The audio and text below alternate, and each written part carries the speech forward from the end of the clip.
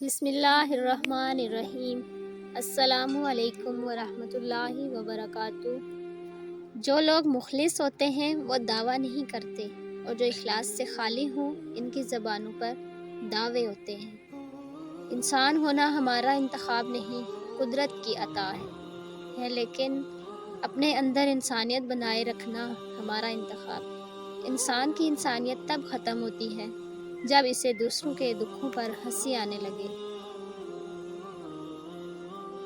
دوسروں کو سمجھنا مشکل ہو جائے تو خود کو سمجھا لینا بہتر ہے۔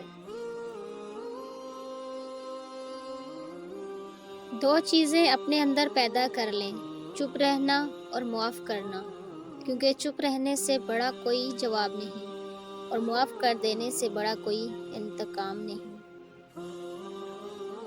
فاتحہ لوگوں کے مرنے پر نہیں، احساس کے مر جانے پر پڑھنی چاہیے، کیونکہ لوگ مر جائیں تو صبر آ جاتا ہے، مگر احساس مر جائے تو معاشرہ مر جاتا ہے۔ کچھ کو فوراً دے دیتا ہے اور کچھ کی آواز کو شاید بار بار سنتا ہے۔ کیسے ہی خوش نصیب ہیں جن کی آواز کو وہ سننا چاہتا ہے۔ رب سے جب بھی مانگو، رب کو ہی مانگو۔ جب رب تمہارا ہوگا تو سب تمہارا ہوگا۔ جو اللہ پر یقین رکھتے ہیں، اللہ ان کے لیے وسیلہ بنا ہی دیتا ہے۔ قرآن پاک کی خوبصورتی یہ ہے کہ آپ ان کے پیغام کو بدل نہیں سکتے، ہاں مگر وہ آپ کو بدل سکتا ہے۔ اللہ بہتر کرے گا، لیکن اگر اللہ نے بہتر نہ کیا تو ایمان رکھو، اللہ بہتر کرے گا۔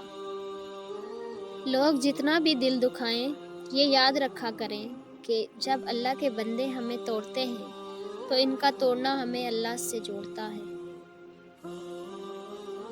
اللہ کے ساتھ کیے گئے کسی معاملے میں بھی خسارہ نہیں، پھر وہ صدقہ ہو یا خیرات، تجارت ہو یا محبت، راز و نیاز ہو یا دعا، لیکن انسان کو یہ بات جلدی سے کہاں سمجھ میں آتی ہے۔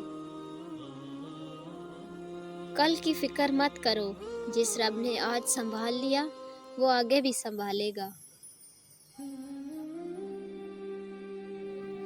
اچھا ساتھی وہ ہے جسے دیکھنا تمہیں خدا کی یاد میں مصروف کر دے، جس کی گفتگو سے تمہارے علم میں اضافہ ہو اور جس کا عمل آخرت کی یاد دلائے۔